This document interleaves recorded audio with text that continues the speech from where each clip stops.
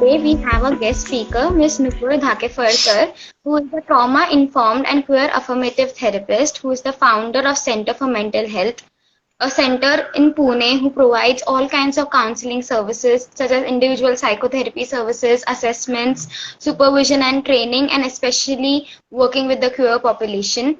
Today we have a guest speaker over here who has done her diploma in clinical hypnotherapy, has done her MPhil in clinical psychology from NIMHANS, and has been trained in EMDR therapy and is a trauma-informed and queer affirmative therapist. Hello Nupur ma'am, we welcome you over here. Thank you so much for taking out time and being a guest speaker today. Hi, thank you so much for inviting me and for this very, very important topic. To all the audience, I just want to apologize before I'm slightly running a cold, so it won't be as smooth as I would ideally like it to be, but thank you for bearing with me.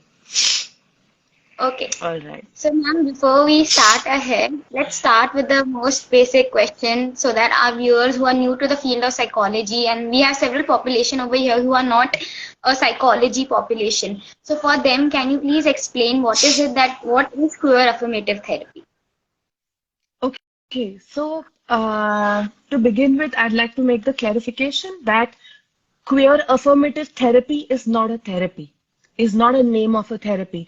It's the name of an approach. It's the name of a counseling practice. It's the name of a lens that you would take towards a therapy. So, for example, you would have heard of cognitive behavior therapy, psychoanalytic therapy, existential therapies. So this is not like that. This is not the name of a therapy. It's the way, it's the approach that you take. It's the lens that you see. So where you are queer affirmative as a practitioner, no matter which therapy you are trained in or you decide to practice. So that is what queer affirmative, it's a lens, it's a practice, it's an approach. Now you ask me, so I would rather call it queer affirmative counseling practice. And so taking your question from there, what does queer affirmative counseling practice mean? Okay, so I'm going to have to, there are multiple questions in this question. Okay, then I would first explain what does queer mean. And because, we are having a conversation, I would like to ask you actually, what do you understand by queer? So, as per my understanding, queer refers to the members of the LGBTQ plus community. And those who have, they have a certain, the ones who are homosexuals or on that tangent, it's not just restricted to the LGBTQ, but it's plus for a reason. So it's an entire spectrum of people who fall under that. Okay. And why are they called queer, do you think? Because of the fact that the society is still stigmatizing them and they still feel that they are strange and misfits of the society because they don't fall under the societal norms that we have built along for so long. Okay, so I'm going to just correct some things here. Queer started off as a derogatory word because queer means, if you go to the meaning of the word, it means strange. It means not usual, not normative. Okay, and what does normative mean? Normative is, a normative sex, a normative gender, normative sexuality, and normative relationships, which means male, female, maleness, femaleness, heterosexual, and being in a marital relationship. We call it the 2 is 2 into 2 into 1 into 1. So there are two genders, there are two sexualities, there are, that's what is usual, so to speak. That's what is normative. And those people who are normative see this as something different, saw this as something different, which is where for them it was strange, which is where the word queer started off as derogatory. But right now, we as people from the queer community have reclaimed that word. That yes, we have pride in who we are. We have pride in what our identities are, whether it be about gender, whether it be about sexuality, whether it be about the kind of relationships we share, whether it is the kind of sex that we are born with. That's where queer comes from. The second part is affirmative. What do you? I would like to ask you, what do you understand by affirmative? So affirmative is anything that you are like you affirm about, you clarify or you're confident about something. So it's like certain kind of a certainty that you provide, like affirm, you stand by it. Correct. You stand by it. Yeah. You take a stand. You promote. You advocate. You understand. You are not neutral. You Hmm. don't say everybody is the same. You Hmm. understand the unique life stressors, the unique life events, the Yeah. kind of lives queer people live. You are open to understanding it. You go out of your way to learn about it, Yeah. to meet people, and to advocate and bring it in your behavior, in interpersonal behavior, in Yeah. social behaviors, in political behaviors, and being very intentional about it, Hmm. being public about it. That is what affirmative means. Hmm. So, when we say queer affirmative counseling approaches, it means that I have taken an effort to understand about queer lives. Okay. And keeping that into consideration, I will optimize or I will change my approach towards Sure. in therapy. Now think about it. All of the therapies that we learn, family therapy, for example, talks about a Yeah. heteronormative structure. When you talk Yeah. about a child in child Hmm. development, Hmm. it is a heterosexual child, right? When Always you talk taking about, think about Ericksonian's developmental stages. stages, the 8 stages. Yeah. They talk about normative growing up. Yeah. But somebody who comes out later in life, for example, might Hmm. go through different stages at that point of time. So if you see, Absolutely. all our training is from a heteronormative perspective. We Yeah. are we are born in a heteronormative society. We are brought up heteronormatively. We are taught through heteronormative systems. System. So we, so for us, when we are not exposed to other complete realities, we don't know what we are dealing with. And Yeah. we cannot assume, which is like the worst mistake that we can make. That, yeah, I'm friendly, I can understand, For example, you come to me and you say, hey, I'm very sad. Hmm. I had a breakup. And if I Hmm. were to assume and say, oh, did he break up with you? This moment I'm becoming non-affirmative. I'm Yeah. assuming because if I'm coming from a heteronormative structure, I'm assuming you have a male partner. But Yeah. this is not being affirmative. Affirmative. It's about being open and curious. I would inquire and I would not assume heteronormativity in any of my dealings with clients or people in general also. That is what being affirmative means. And Okay. taking this particular approach in therapy is what queer affirmative counseling practices mean.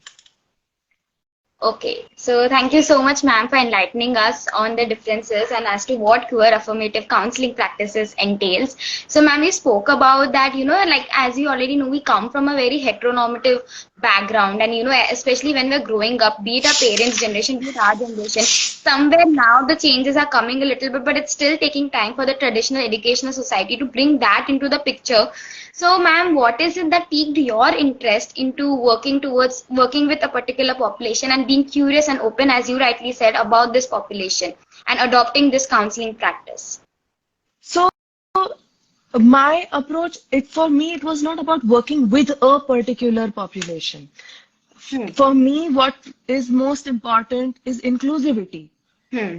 And as a practitioner, I know that my education, my exposure, where there is a concept called the charmed circle. I would like you to ask me about that once I finish talking about what I'm saying. But coming from a charmed circle, coming from a privileged position, coming from a heteronormative society, I know that there are things I don't know. I know Hmm. that my upbringing does not equip me to be inclusive. And being Hmm. inclusive and just is extremely important. These are extremely important values to me. Hmm. And and of course, I have queer friends, I have queer family members, I have queer clients, I have, you know, uh, Hmm. A I circle. I have, yes, I have people. And Hmm. because I have people and I have also seen closely struggles that queer lives experience, you know, made me want to uh, be more sensitive and know more and be more inclusive in the way I practice as a mental health professional. Because there are so many unique life stressors that the queer population goes through. And if I'm not, as a mental health professional, um, if I'm ignorant about those, then that makes me very ineffective. Hmm. That does not make me a good mental health professional. Then Yeah. what the work I do won't be very helpful. It might even be harmful. Yeah. And the first rule is to do no harm, you Yeah. know. So, which is where this is one thing so we don't know so many things, right? But this is Hmm. one of those areas where I thought, no, I don't know a lot, and I need to know to Hmm. be an inclusive member of the society, which is how due to all of these reasons, got trained in queer affirmative counseling practices, and uh, yeah. All right. So, ma'am, like as you rightly said, you had a circle. You were in touch with the population, and you had your own friends and families at a very personal level who belong to the community, the queer community. I wouldn't say community as they are not separate from us, but like as the societal norms predict. So, why is it that there is like a queer affirmative counseling practice? Why is it that we can't go ahead with our traditional therapeutic approaches such that of client centered therapy, because over even over there we are talking about accepting the client for who he is, and Yes. encouraging the uniqueness, expressing unconditional positive regard for them. So Yeah, why is it that yeah. we feel the need to come up with this particular queer affirmative counseling practice approach separately? Because if I am queer and I come to you and you have no clue about the kind of life I live, Yeah. if you do not understand, how will you help me? Being queer affirmative is being client centered. Okay, Hmm. I come to you and you have no idea about what unique stressors as a queer person that I may go through, that I Hmm. have gone through as a gay person or as a bisexual person, Hmm. right? How will you help me? Because Hmm. our training does not train us in all of this, Hmm. which is why we have to go out of our way to get trained in this. Hmm. All That's right? true. For example, imagine growing up, you're a lesbian, you're an adolescent, or everybody around you is making pairs, is talking about, oh, I have a crush on this guy, I have a crush on that guy, and you cannot relate at all. Yeah. And you don't understand what's happening. There may be homonegativity around, even internalized homonegativity. You may not feel like you're part of the system. You may wonder why you are the way you are. So Hmm. many of these things that unless you expose yourself to these issues, you will not know what a gay adolescent will be going through. You will Hmm. not understand the societal impact, the familial impact of a trans adolescent, for example. Yeah. And if you That's true. do not know what they are going through, how are you going to help them? Plus, Hmm. if you hear unique problems from your client the first ever time, which will of course happen, Hmm. and Hmm. if you're not affirmative, if you're not aware, if you take a neutral stance, you may like, yeah, fine, you're gay, it doesn't matter to me. I'm a neutral therapist. Fine, you're Hmm. trans, doesn't matter to me. I'm open to everybody. You're causing more harm because you're not acknowledging the inequality in the society. You're Hmm. not acknowledging the power disparity in society. You're Yeah. not acknowledging what minorities have to go through Hmm. from due to the normative society. All systems are normative. You have to Hmm. open bank accounts, you have to rent a house, or you have to buy a house, you have to have spouse's name, you have to, I mean, till recently, it was a crime to be Yeah. a homosexual. Hmm. Imagine feeling like you don't belong to the country you are born in. Imagine feeling like you're a criminal. Yeah.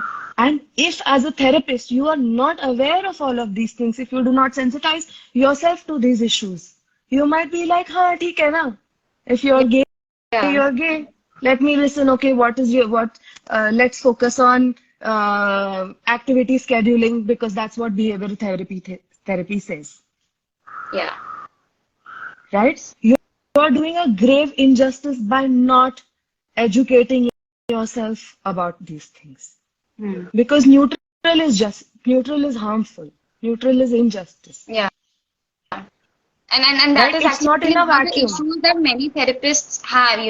They tend to feel that just because I'm not a homophobic, just because I'm not being against them, and even if I'm not being for them, if I just stand in the neutral position, then I'm doing perfectly fine, which once again, as you rightly said, can cause more harm than cause peace. So Absolutely. yeah, it's very How important to will I take a step. safe? How will I feel safe with you if Yeah. you do not understand what I'm going through as a bisexual person, as a gay person? I mean, think about it. Family, you've learned family therapy. For Yeah. example, you may have read some things about family therapy or Yeah. psychologists. They talk about marriage. They talk about children, you know.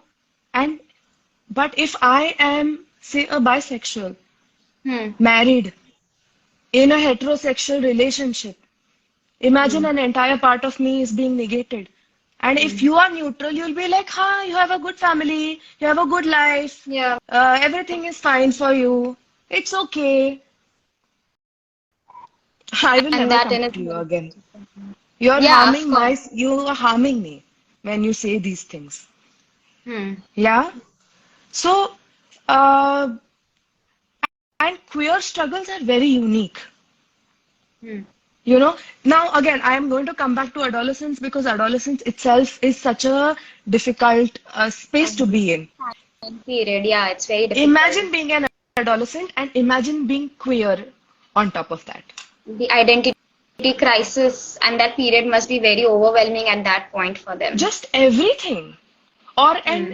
or a boy who's more effeminate than other boys. Hmm. Can you imagine the bullying, the discrimination that that boy must be going through?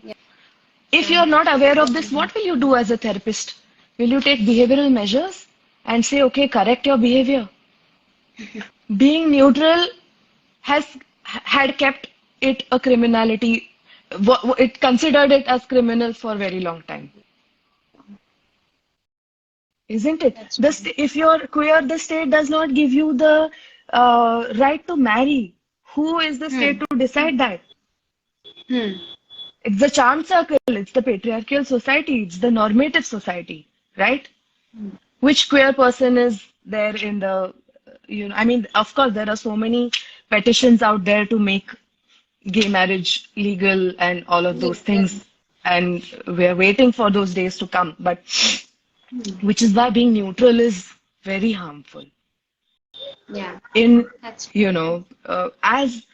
as a mental health professional, you cannot ignore queer mental health. yeah. That's absolutely, and I really love how you are you're promoting or rather sending across this message that it's very important for ourselves, like me being a budding psychologist and several other psychologists out there in the field, to make ourselves aware, and the word that you use, sensitize ourselves to particular population, because we often feel that okay, we read facts and we are okay with just having, we have one gay friend in our friend circle and we are like okay, we are okay with them, so that means that we are pro homosexual, but that's literally just a very small part of what their struggles is, who they represent. So it's very Yeah, important for us to as well keep us updated as to and interact with more and more members of the population to gain a holistic understanding of their struggles, their mental health, and only then will we be able to genuinely and authentically help them rather than just helping them at a surface level. yeah, yeah. I mean, of course, because there is so much more stigmatization, discrimination, prejudice that they have to face socially, familially, from everywhere. You know, so many times I wouldn't know if it is safe for me to be myself in front of you. Hmm. You know, there is so much erasure, there is so much hiding that needs to happen to feel safe. Hmm. You know, I want to read out something just And this is for the audience as well, Yeah, yeah, A small exercise which I would like you to do along with those who are listening. yeah. Uh, and this is from a resource book that I use that we've been trained with called the Queer Affirmative Counseling Practices resource book, Okay. published by Mariwala Health Initiative, which is free for everybody, free Hmm. to download. So I request everybody to go to the Mariwala Health Initiative website and download this. It's an Yeah. amazing resource book. What I'm doing right now, I've taken it from there. So Okay. now, I want everybody to listen very carefully. Okay, this is an imagination reflective exercise. Okay, imagine 1,000 years in the future or in the past. Okay, you live in a country of 10 million people. Hmm? 95% are homosexual. Most of the people marry people of the same gender. The average age of marriage is 22 to 28, and most families have one or two children. The state insurance covers the use of medical and childbearing technology. Hmm. Parents raise their children on storybooks of love between Cinderella and Snow White and bring them up to become normal, healthy homosexual adults. Religious leaders promote homosexuality and condemn any heterosexual behaviors as sinful. There are laws punishing any kind of heterosexual contact. Medical foundations are putting in millions of dollars to promote research aimed at finding and eliminating the straight gene and to find a cure for heterosexuality. Now, you are a 32-year-old woman or man who has always been attracted to people of the gender considered opposite to yours. Despite several attempts at getting rid of these feelings, you have an intense, incurable attraction towards persons of the opposite gender. You work in a private sector organization that has a policy against hiring such perverts, heterosexual perverts. In this organization, most people are married to people of the same gender or have steady relationships with people of the same gender. The organization gives insurance cover and all partner benefits to homosexuals. You have heard reports on the internet that there are as many as 5% people in the country who are straight, but you personally haven't met anyone like you. You suspect that there would be others, but all have to be in the closet due to the fear of being found out, just like you. The only place you see heterosexuals is sometimes in movies where they are used for comic relief. Now just take that in for a moment.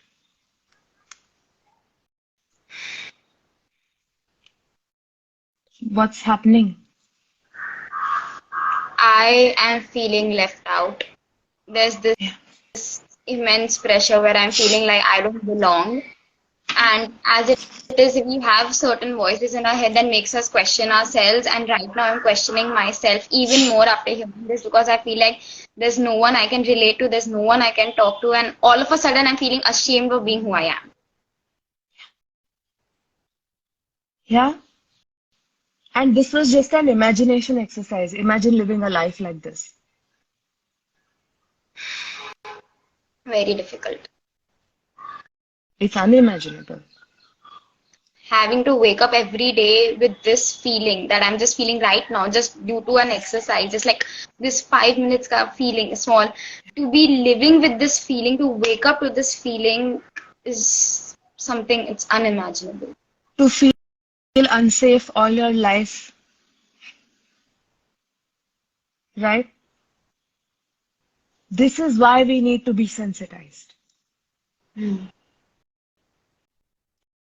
If you don't know what a queer person goes through, even in imagination, or at least even in imagination, how are you going to help?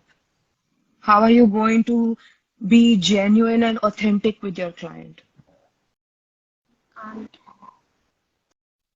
It's important to understand them at a core level because otherwise it's just at surface level and that's just going to make them feel worse. Because at this point in this imagination exercise, if I'm actually living in this community, in this world where I am not having anyone to relate to and I'm being sent to a therapist, and even the therapist is a homosexual, and they just say that, oh, it's okay if you're a heterosexual, but I wouldn't feel heard, and I don't think I would ever show up again because it would be very difficult for me to be able to trust anyone. Yes. Yes. Exactly. And see, when you're being queer affirmative, you are being inclusive about everybody. Hmm. But when you're not being queer affirmative, you're being inclusive of only the cis-het community. Hmm. That's true. And that's where most of us in the normative structure come from what we call the charmed circle. What does Hmm. charmed circle mean?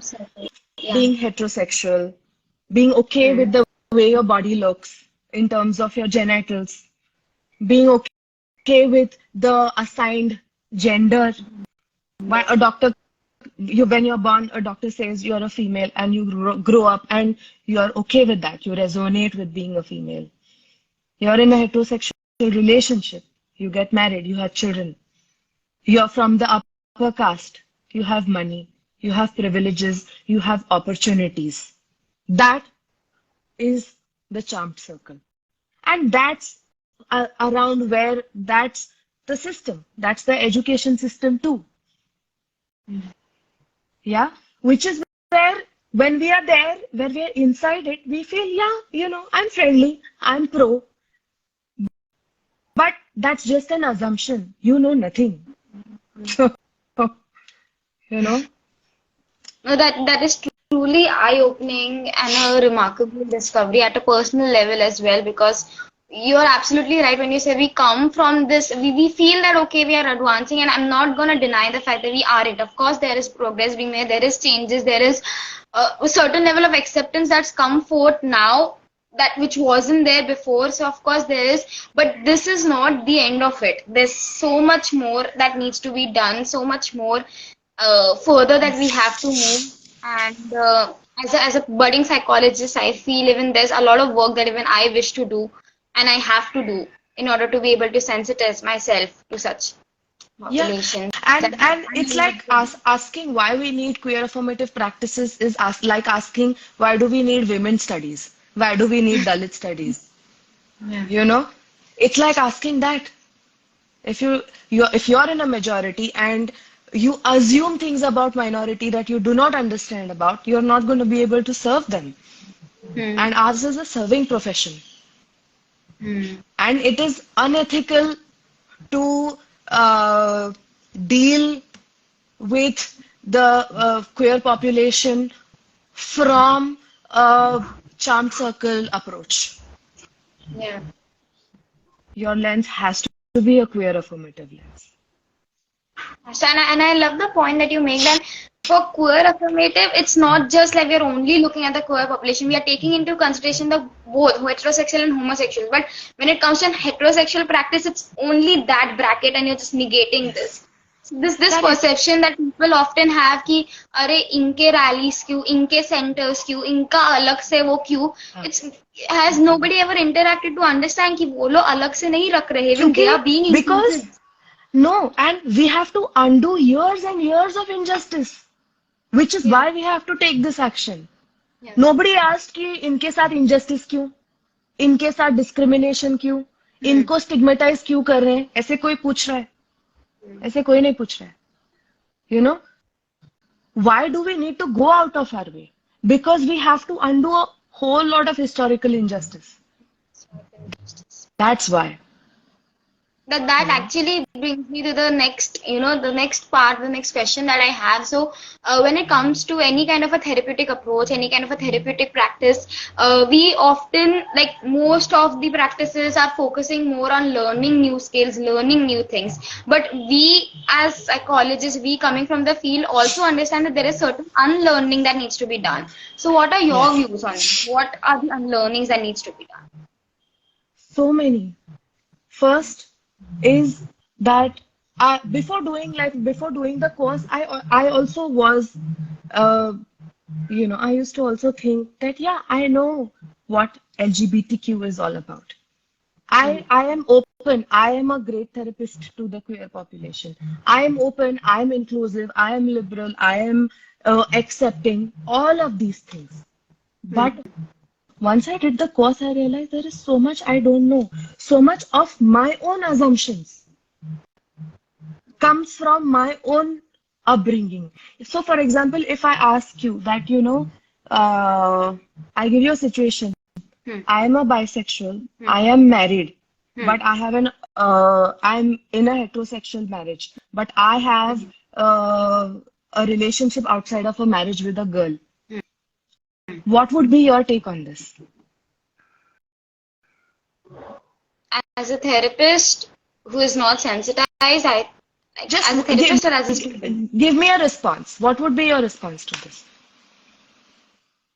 I would encourage you to come out and be honest with your partner that about your sexuality and to go ahead and pursue the relation you have with the extramarital partner that you're having, instead of being stuck in a marriage where you have to be someone whom you are not.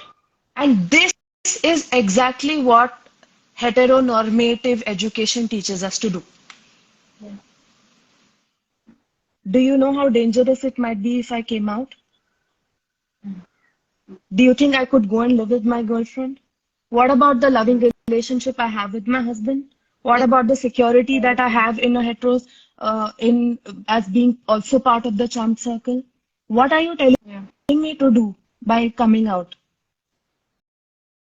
To be your own self, but not taking into factor that being your own self comes with a lot of consequences, which it's very difficult to cope with. If you're not aware of what, and coming out is a different journey for everybody. Asking and coming out is a personal decision for everybody. One thing, asking somebody to come out itself is not your place to do. And you wouldn't know that if you aren't queer affirmative. So just directing someone to just come out is not. And not knowing what effects or what impact you telling me to come out, or I may trust you as a therapist and I may come out also, but what about the impact that may have on my life if you do not understand what queer lives go through coming out as queer? What about the years and years of relationship that I've built with my heterosexual partner? If you're not considering all of this, you will take the position you just took. And that's not your fault to begin with, but it's your responsibility to educate yourself. Yeah. So that education, that sensitization needs to come from within. Only then is it possible to understand them. It's the psychologist's responsibility to educate themselves. You know? So if you're not, you will give an advice where you think, yeah, I did the right thing for this person's well-being. But if I trust what you said and I follow you meaning anybody, follow this suggestion by a therapist, I might go into problems that you will have no control over. And my life might become worse than that. Yeah. So as a queer affirmative counseling practice, how would you approach this situation? This scenario that you told me. Yeah. Correct. So in this case, I will first begin with telling you what I won't do. I won't call it an extramarital affair. I won't call this unethical. Because monogamy in relationship is a societal thing. Is a charm circle thing. Yeah. Okay, it's a social structure. So many people, there are so many ways of being in relationships. Just like there are so many genders, so many sexualities, there are many ways of being in a relationship. So when I say come out to your partner, you are insinuating that I'm doing something wrong. Yes. And who are you to tell me that? And if you're not educated, you will naturally feel that because that's how we have grown up, And when you speak about unlearning, this is the unlearning that you have to do. That you cannot take this position. That you cannot say that, okay, your life will be better if you are in this, and tell your husband, come out. You will feel better if you come out. This This only shows ignorance, isn't it? Yeah, on the part of the therapist, yes. Yeah. These are the things that need to be unlearned. And that comes from becoming more aware and really. It comes on intentionally making ourselves aware of this. Reading It queer comes literature, from reading within. queer texts, watching queer films. How many of us really have queer friends? Are we only in our close circles? You know, same religion, same caste, same sexuality, whatever it may be. Hmm. It's important to expose ourselves to alternate realities as well, This is and that's the unlearning. So, in fact, as a therapist, when I did this course, that was my biggest takeaway that I have to unlearn so much. It's not an easy process because we are taught for years and years together to think in a particular way. yeah, that's Yeah. true. So it's important to actively challenge all that you have learned. That wait, Hmm. hold on, this came to my mind. But is it queer affirmative or is it harmful?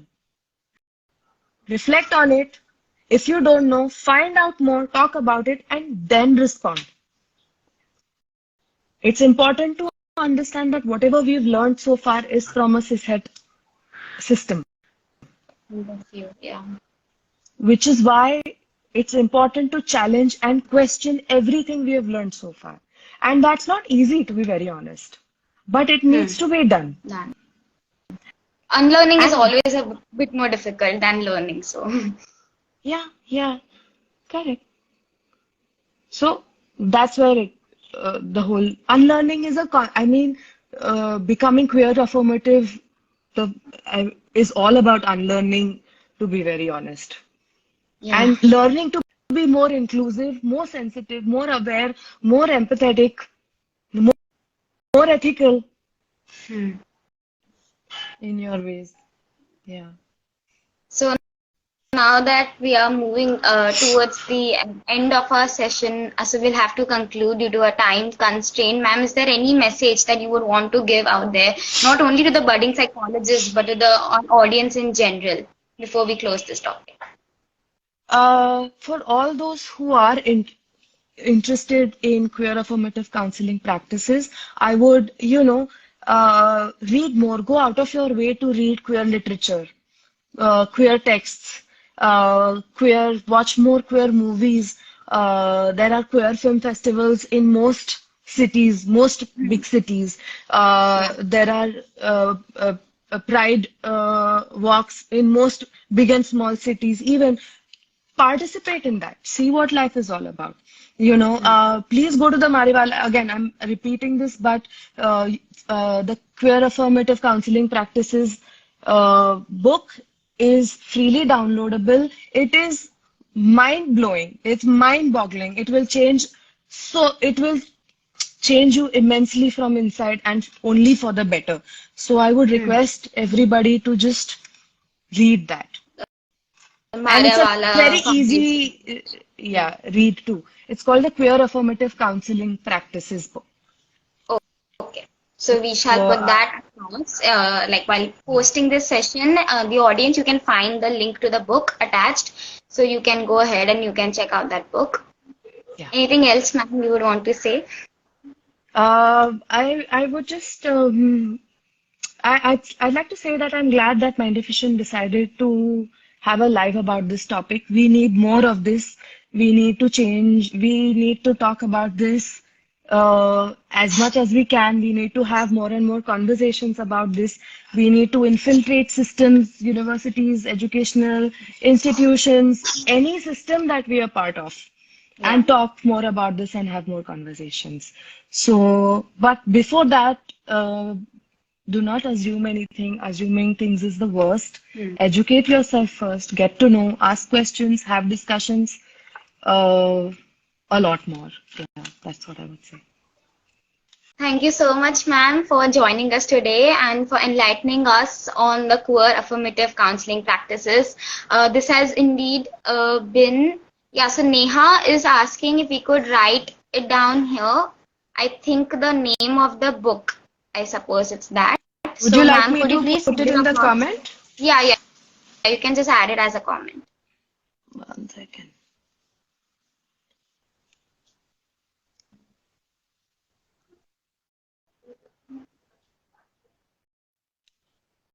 Please bear with me while I do this.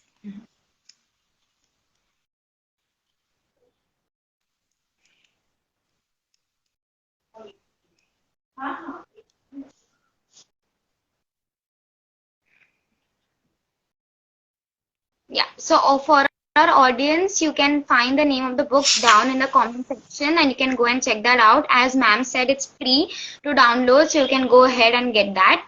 Ma'am, thank you so much for taking your time for this session and for enlightening us on the core affirmative practices. It's truly been an insightful session, and personally for Yeah. me, the exercise and all has been very eye-opening, and it's definitely something for me to think about. And actually, I'm so interested in going ahead and actually reading this book. So I can't wait Yeah. to check it out.